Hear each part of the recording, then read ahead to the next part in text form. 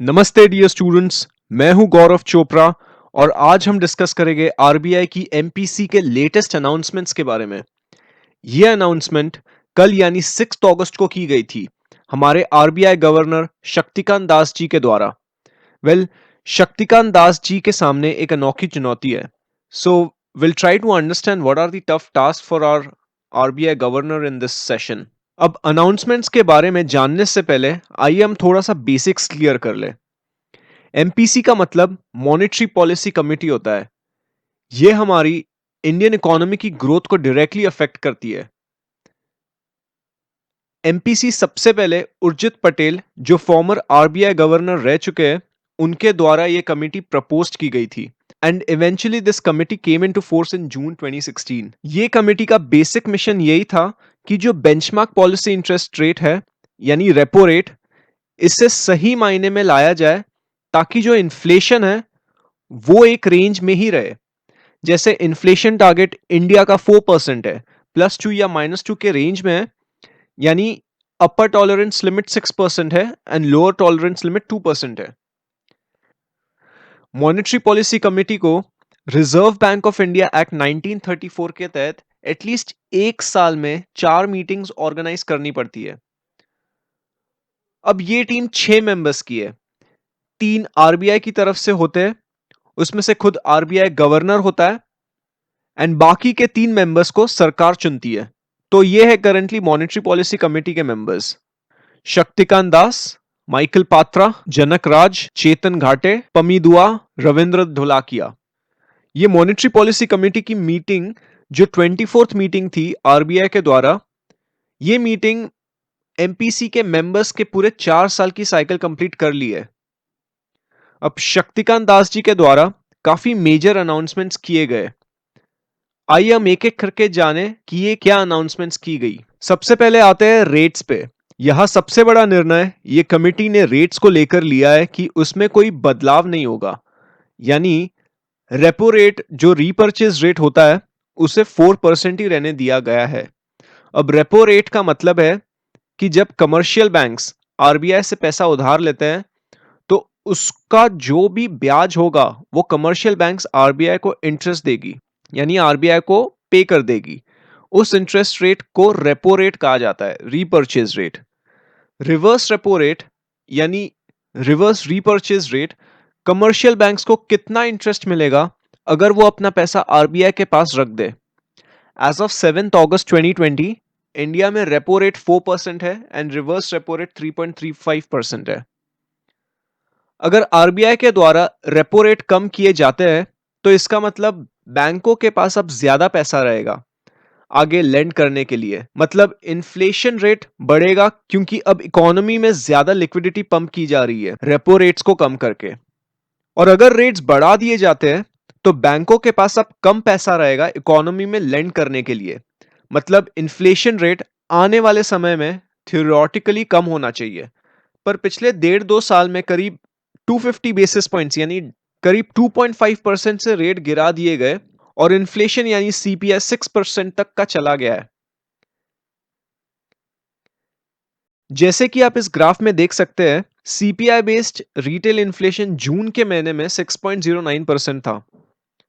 Higher prices of food items specially meat, cereals and pulses pushed the CPI based retail inflation to 6.09% in June as compared to 6.26% in the month of May of this year. अब शक्तिकांत दास जी के मुताबिक rate cuts तो हो सकते हैं, यानी अगर इस बार भी रेट कट किया होता तो फिर आगे जाके जो कोविड की सिचुएशन है उसके वजह से अगर स्थिति और खराब हो जाती है तो ज्यादा ऑप्शंस नहीं बचेंगे आरबीआई के पास in order to stimulate the economy और in order to stimulate the demand in the economy.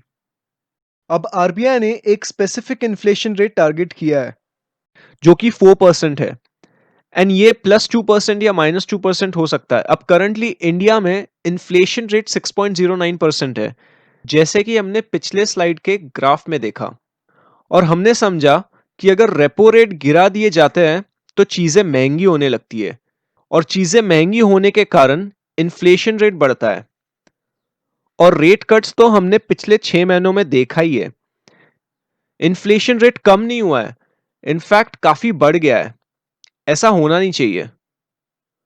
तो हमारे गवर्नर के सामने अब ये चुनौती आती है कि रेट्स कम करके भी अगर इन्फ्लेशन रेट कम नहीं हो रहा है तो दूसरे इनोवेटिव टेक्निक्स लाने पड़ेंगे in order to achieve the inflation rate target set by the RBI, which is 4%. Announcement में शक्तिकांत दास जी ने कहा कि इस साल के Q2 इन्फ्लेशन रेट में बढ़ोतरी आ सकती है एंड शायद उसके बाद कम कर जाए. The MPC is also of the view that supply disruption persists even as good as Rabi crop could ease food prices. Protein based food के प्राइसेस आने वाले टाइम में बढ़ सकते हैं. शक्तिकांत दास जी ने यह भी जाहिर किया है कि रियल जीडीपी ये साल नेगेटिव में रहने वाली है. इंपोर्ट्स बहुत ज्यादा गिर गए, यानी डोमेस्टिक डिमांड ही नहीं है.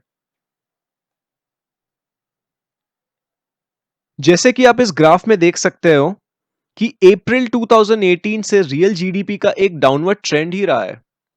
जनवरी 2020 का फिगर सबसे कम स्तर पर है, सिर्फ 3.08%, एंड ये नंबर आने वाले टाइम में बहुत कम होगा, ऐसा एक्सपर्ट्स का मानना है. अब लिक्विडिटी सपोर्ट में आरबीआई ने 10,000 करोड़ के सपोर्ट का अनाउंसमेंट किया है नाबार्ड और नेशनल हाउसिंग बैंक के लिए.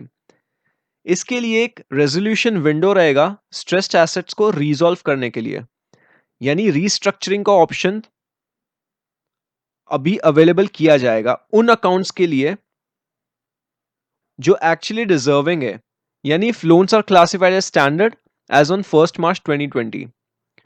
अब प्रॉपर सजेशंस एंड सुपरविजन के लिए एक एक्सपर्ट कमेटी शुरू की जाएगी जिसमें केवी कामत उस कमेटी को लीड करेंगे in order to suggest the financial parameters and sector specific parameters that must be followed by banks in order to restructure and resolve cases. An expert committee would be set up under the chairmanship of KV Kamath. और ये काफी strictly follow किया जाने वाला है ताकि इस window का कोई मिसयूज ना हो पाए. एडिशनल अनाउंसमेंट्स में शक्तिकांत दास जी ने गोल्ड लोन्स का एलटीवी रेशियो बढ़ा दिया, यानी लोन टू वैल्यू रेशियो.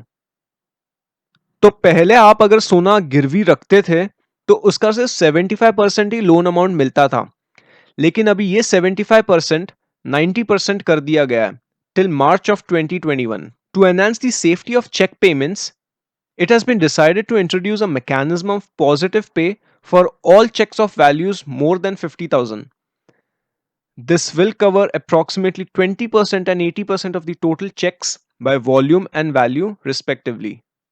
इसकी ऑपरेशनल गाइडलाइंस आगे के इशू में आरबीआई के द्वारा की जाएगी.